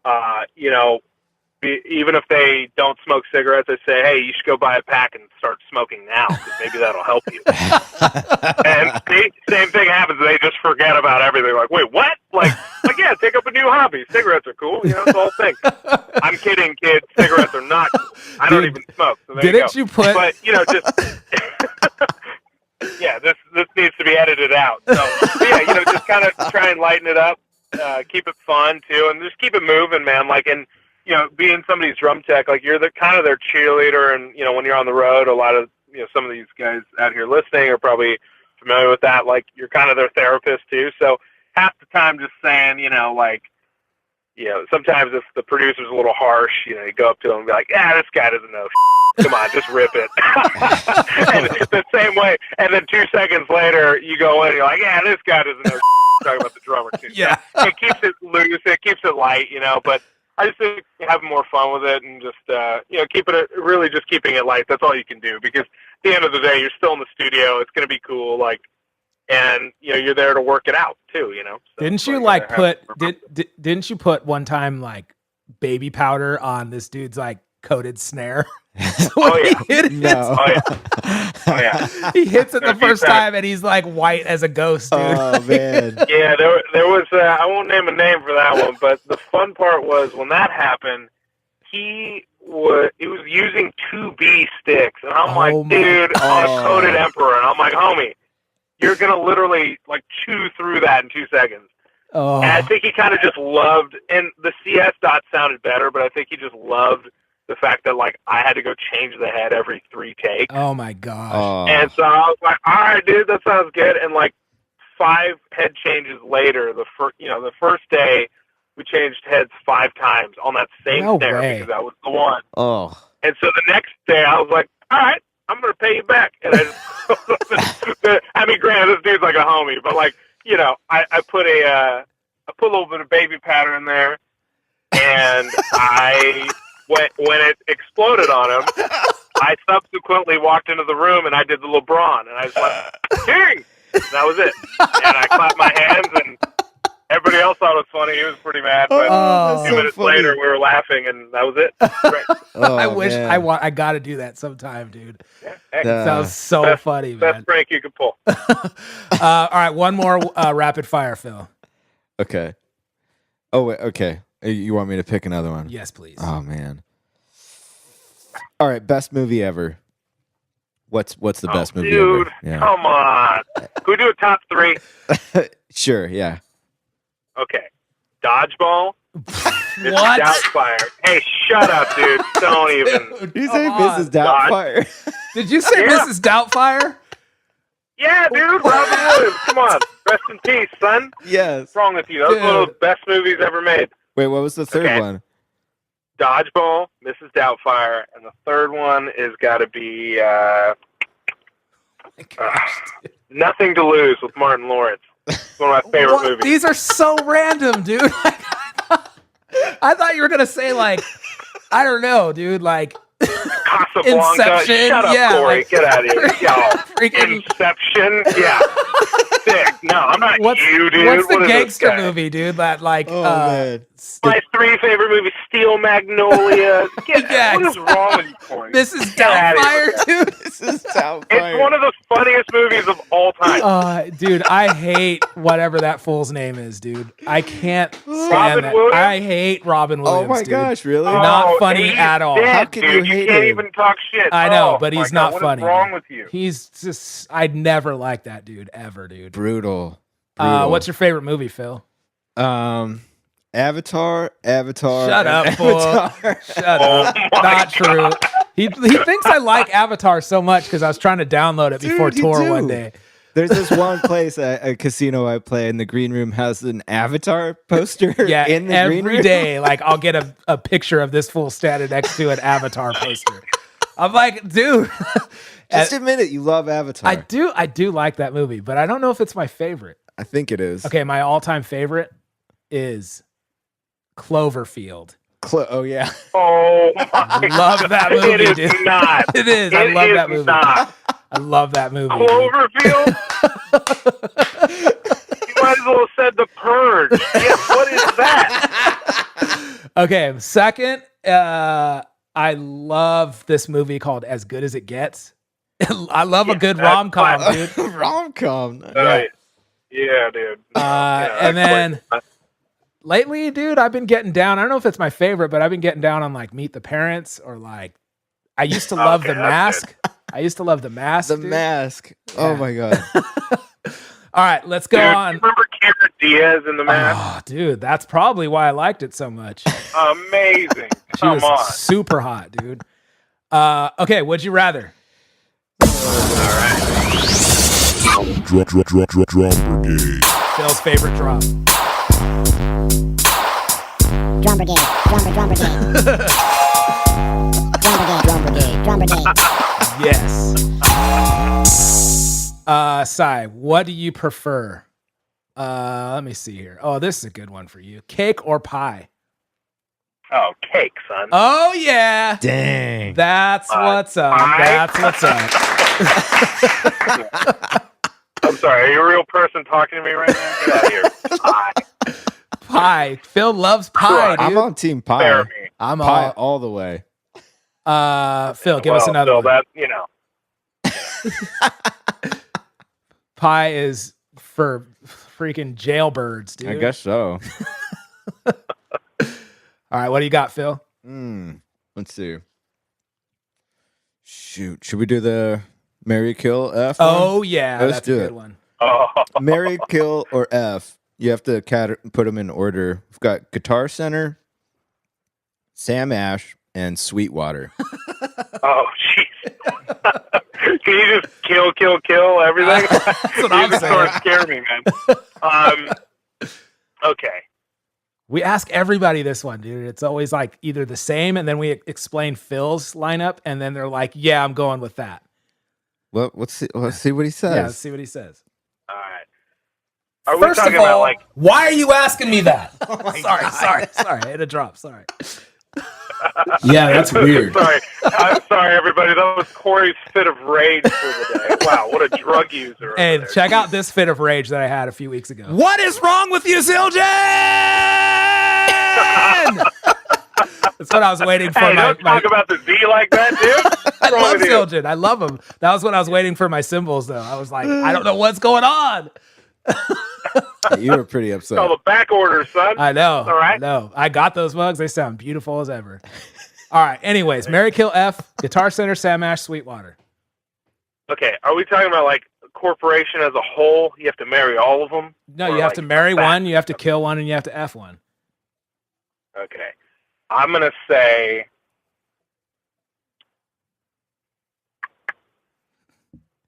I'm going to F Sam Ash because that's something I've never really shopped that much.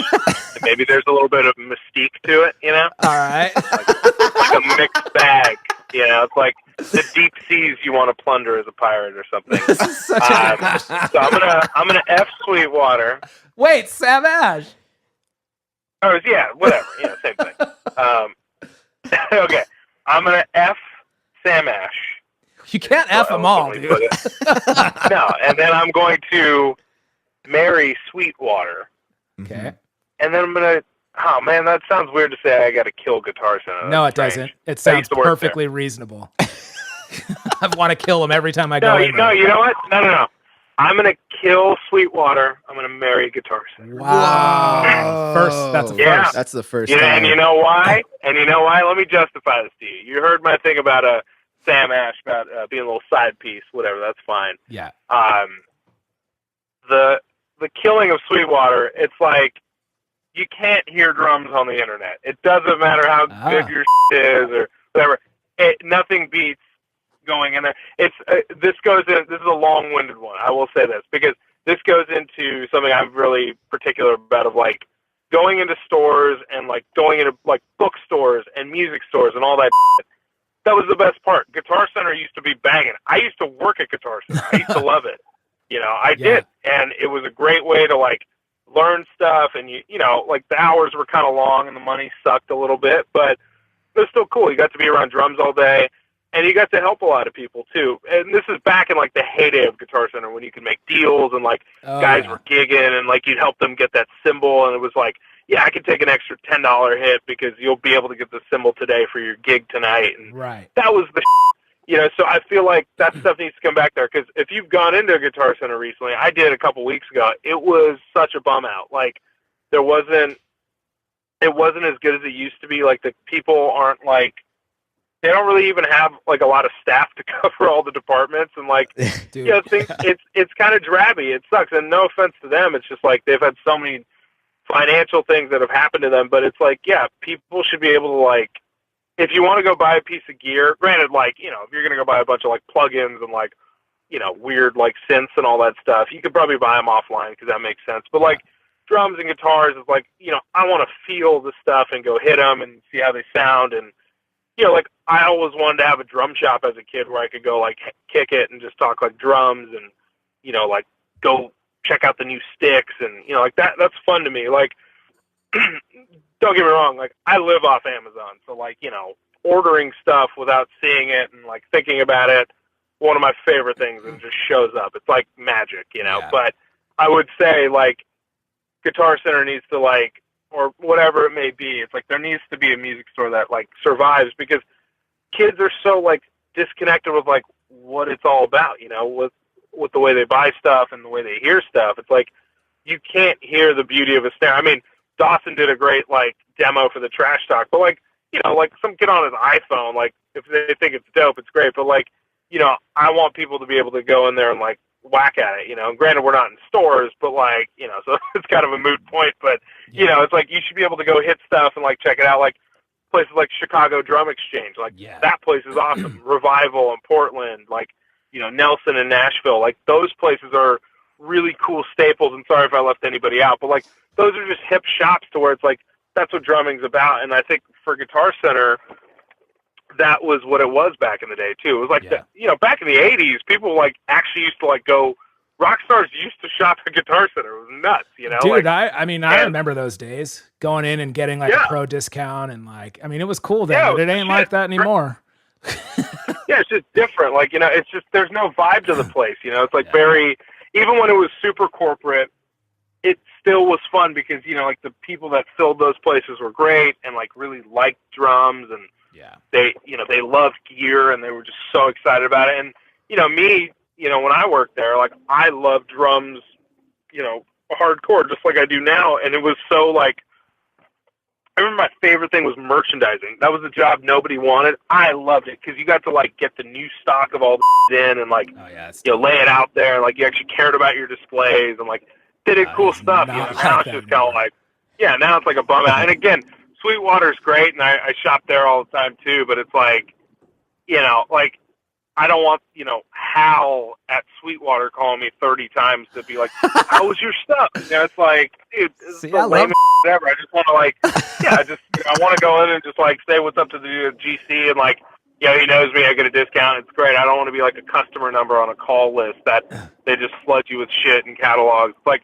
there's no vibe to that kind of music. It's not a music store. You don't like getting candy in your box of stuff, dude? Hey, I didn't say that, okay? I did not say that, dude. Do not put that evil on me, Corey. Phil, tell him why Sweetwater, if you listen after this, send me 2 bags. I guarantee you Sweetwater does not. Hal might listen to this, but dude, I like that aspect of Sweetwater. I'm bummed out every time I go to Guitar Center. I'm so bummed out because there's nobody in the drum department. And then if I want anything, they're like, we'll have to order that. And I'm like, can I just buy that one on the floor? And they're like, oh, I don't know if I can do that. Let me ask the manager. Like, yeah. But then again, at Sweetwater, I have to like order it and then I have to wait like a week for it to come. And sometimes I can't wait. But it's free shipping. Sure. Free shipping and you get candy, Phil. Yeah, you get candy. All right, I was killing Guitar Center. Listen, the farce of free shipping is a whole other conversation, Phil. Oh, don't ruin it for me. Okay, Phil, tell him your thing quickly. Okay, quickly. I marry Sweetwater because they're sweet and they give you candy and they've got good customer service and they have like everything on there. Yeah. So they fulfill all your needs and they do it sweet. Yeah, I mean, I don't really. Service. I gotta say, I never have, and I don't think I ever would buy a drum or a cymbal there. Yeah. Because of what you said, like, I want to hear it, I want to play it, I want to know it's right for me. But I buy all sorts of other stuff on there. Guitar Center, I'm gonna F because they're always there, they're always around, and if you really just need some, if you just really need it right that moment, you can go get it. Yeah, and but Sam Ash they're just not as available. They're kind of hard to come across, and so we don't need them. Who needs them? I just kill Sam Ash because it's kind of like you don't kill the hot girl in the bar, dude. Yeah. What's wrong with you? What kind of show is this, Corey? Phil kills the vixen of Sam Ash, that little dirty vixen that she is. Yeah. God, dude. Goes around my career. No wonder you're in jail. Dude, we're gonna have to wrap this show up. I got to get to a session, and Phil's got to go be a dad. You got a sesh, dude? He's got a sesh, Corey? Yeah, he's got to call up his parole officer, dude. Phil does. Yeah, dude. No, Corey does this all the time. For everybody listening out there, I'm going to give you a little slice of Corey's life. Yes. I will call Corey sometimes, say what's up, check in, be a real swell guy and a friend. This guy big times me all the time. Like he's, hey man, I'm in the middle of a session, hold on. And then he'll call back and do the most LA ever, even though he lives in San Diego. He'll be like, oh, hey man, I only got like 3 minutes. I'm like, are you kidding? Yeah, right, I'm dude. sorry. Are you a real person talking to me right now? Like, what? I'm sorry. What is that? Like, dude. You have to be kidding. And you're like, oh yeah, I'm like right in between gigs and sessions. Okay, dude. Like, here's how you call people back. Call them when you can talk to them, weirdo. What's wrong with you? Hey, you know what? If your dad, if Kim knew you did me dirty like that, he would slap you. He definitely would. He definitely would. That. He definitely would. You keep the hat on, though. Keep the hat on. Pops does not play with that, dude. Nah, dude. Bro, thank you so much for having me, man. Yeah, thank you so much for coming on and talking about your new drum out that I will be getting very soon, Funky Phil. I can't wait to borrow it. No. Sahir, how can people get a hold of you? Like obviously www.mdrums.com for the Masters of Maple website. What else? Yeah, that's about it. What, do you want to give my phone number right now, or what? I don't know. Do you want people to hit subscribe or anything? I'm not trying to have the tax man come after me. Get out of here. No, I'm kidding. mdrums.com is Masters' website, at Masters of Maple on all the socials. I have an Instagram where I post really dumb stuff of, just a lot of dumb I do on the road. And that's at LADrumGuy.com, or not .com. Come on, what's wrong with me? LA Drum Guy. That's Sweet. The one. So you can just get a hold of me on that, and hit me up. DM everybody out there who wants an endorsement. Just DM Sahir. He's giving them out like hot cakes. Free drums. Everyone gets cattle them. Call, people. Just send in your demo tape. We'll send you a snare drum. That's literally what's going to happen. It's going to be great. The floodgates have opened. Thank you, man, for having me on. Of course, man. Anytime. Thank you so much, man. We'll talk to you real soon. And check out the Trash Talk snare drum on Mike Dawson's website or his Instagram. If you want to hear this thing, check it out. Or, of course, mdrums.com. Sahir Hanif. All right, thanks, guys. See ya. Oh, yeah. Dude. We finally had him on, Phil. We did it. That was dope. Oh, my God. I can't wait to get that snare, dude. I haven't told my wife. Oh, we didn't ask about the holes. Oh, yeah. So Corey told me today that it's got those 2 extra holes because it's modeled after vintage snares, which would have those holes there for a dampening device. Yes. That people remove. Back in the day, everybody would remove those, or not everybody, but a lot of guys. I used to like it. So you'd like twist the knob, and then it would have like a dampening thing that would go on the top head. It would hit from underneath, the inside of the drum, and then dampen. This was before they had moon gels or True Tones, right? Yeah. So they'd have a dampening thing. But people would just because it'd start rattling and stuff. So people would take those off in the studio, and then it would just have 2 little holes, and it acted like vents. So Sahir put that in there to model it after an actual vintage drum, which I think is dope. That is cool. But I didn't understand it first. I want to know if they're drilled. I'm sure they are. If they're drilled in the right dimensions, size, right? Yeah. To mount your own dampener in there. That'd be so dope. It's I don't got know to why be he doesn't like make. that. I don't know why he doesn't make like dampeners, like old school. Why do they do away with it? Why don't other companies do that? I don't know. Whatever drum companies. Next set you should have them put one on every single drum. Yeah, everyone. So I don't have. You've seen that, right? Where they've got them on the toms and everything. Yeah. Anyways, that was a really good interview, man. Sahir's he's so funny, and he's one of the dopest dudes in the industry. Really good interview, really good. I mean, the best products in the world, basically. What I'm saying, so much better than anybody else. So anyways, I got to wrap this up, dude. I am so late for my session. I still got to get dressed. I got to get my gig closed for tonight. I have a gig after this session. Woo! I got to eat lunch. I got a lot to do. So this has been episode 19. It's been real. Corey Kingston, Funky Phil Parnell, Sahir Hanif, Trash Talk Snare Drum, dropping Black Friday. You better get yourself one, man, because they're going to sell out if they haven't already. Pretty sure they Once have. they're gone, dude. There is no more. Great episode, Funky Phil. Yeah. Yes. Drum Brigade. Drum Brigade. Drum Brigade. Drum Brigade. Drum Brigade. Ooh, ooh, ooh.